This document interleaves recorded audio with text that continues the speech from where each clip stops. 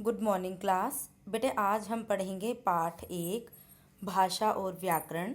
उसके question answer पढ़ेंगे आज हम और अभ्यास, क्योंकि चैप्टर मैम आपको पहले समझा चुकी हैं। तो आज हम करेंगे उसके प्रश्न उत्तर और एक्सरसाइज। तो हमारा फर्स्ट क्वेश्चन है, भाषा किसे कहते हैं? भाषा वह साधन है जिसके द्वारा मनुष्य अपने मन के भावों या विचारों को दूसरों तक पहुंचाता है और दूसरों के मन के भावों या विचारों को समझता है। उसे हम क्या कहते हैं? भाषा।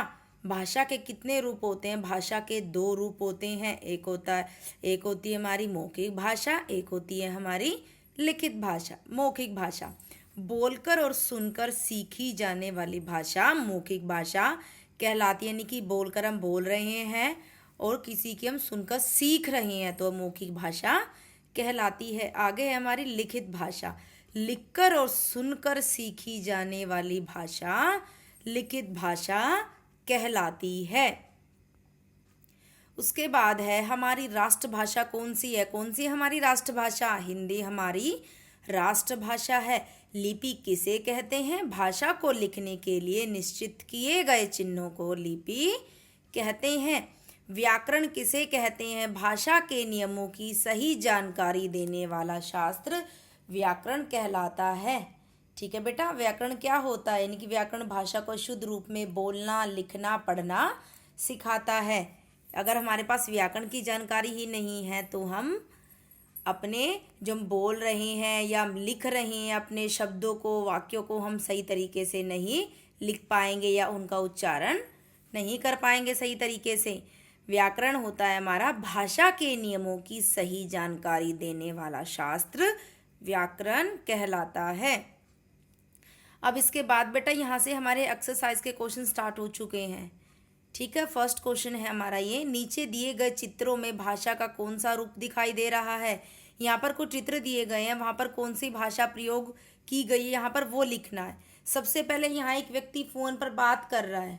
सबसे पहले यहाँ एक व्यक्ति फ़ोन पर बात कर रहा है तो कौन सी भाषा हो गई? मौखिक भाषा। यहाँ पर एक नेताजी भाषण दे रहे हैं, मौखिक भाषा। आगे देखो यहाँ पर ये कुछ टाइपिंग कर रहा है, आपको दिख रहा है ना, कंप्यूटर रखा हुआ है, यहाँ पर टाइपिंग कर रहे हैं तो कौन सी भाषा? लिखित भाषा। आगे यहाँ पे टीचर देखो बोर्ड पे लिख रही हैं तो कौन सी भाषा का प्रयोग हुआ है यहाँ पर? लिखित भाषा। भाषा को उसकी सही लिपि से जोड़िए, यानी कि यहाँ पर कुछ भाषाएं दी गई हैं उनको उनकी लिपि से जोड़ना है, मिलान करना है। संस्कृत भाषा की लिपि है देवनागरी। उर्दू की लिपि है फारसी। पंजाबी की लिपि है गुरमुखी। आगे है अंग्रेजी, तो अंग्रेजी की लिपि है रोमन। उसके बाद दिए गए कथनों को पढ़कर उनके आगे सही अथवा गलत का निशान लगाइए। भाषा के 4 रूप होते हैं। गलत, क्योंकि भाषा के तो 2 रूप होते हैं। बोलकर और लिखकर सीखी जाने वाली भाषा मौखिक भाषा कहलाती है? नहीं, वो तो लिखित कहलाती है। लिखकर और सुनकर सीखी जाने वाली भाषा लिखित भाषा कहलाती है। यस बेटे, गलत कर दिया मैम ने बाय मिस्टेक। ठीक है, ये भाषा के लिए निश्चित किए गए चिन्हों को लिपि कहते हैं। यस, ये भी ठीक है। हिंदी भाषा की लिपि रोमन है? नहीं, क्योंकि हिंदी भाषा की लिपि क्या है हमारी? देवनागरी है। बेटा यहाँ पर ये गलत ठीक कर लेना, मैम से बाय मिस्टेक गलत टाइप हो गया यहाँ पर। लिखकर और सुनकर सीखी जाने वाली भाषा लिखित भाषा कहलाती है। बिल्कुल सही, लिखकर और सुनकर सीखी जाने वाली भाषा लिखित भाषा कहलाती है। आगे है दिए गए शब्द जाल में से विभिन्न प्रांतों में बोली जाने वाली भाषा के नाम ढूंढकर लिखो। यहाँ पे कुछ स्टेट दी गई है, देखो जैसे कि महाराष्ट्र, गुजरात, पंजाब। यहाँ पर कौन सी भाषा बोली जाती है वो हमें इसमें से चुनना है और यहाँ पर लिखना है।